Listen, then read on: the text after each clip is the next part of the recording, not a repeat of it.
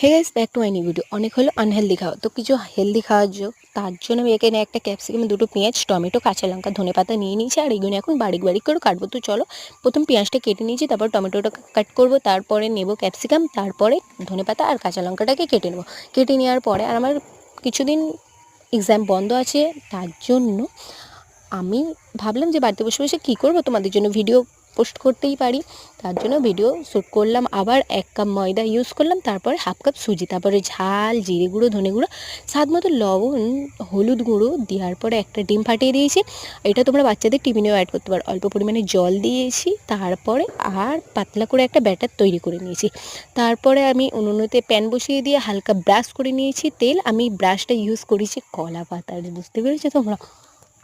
তারপরে হালকা আঁচে লো ফ্লেমে ভালো করে উল্টে পাল্টে ভেজে নেব। এত সুস্বাদু হয়েছিল, কি বলবো। বাবা, আল্লাহ হাফেজ।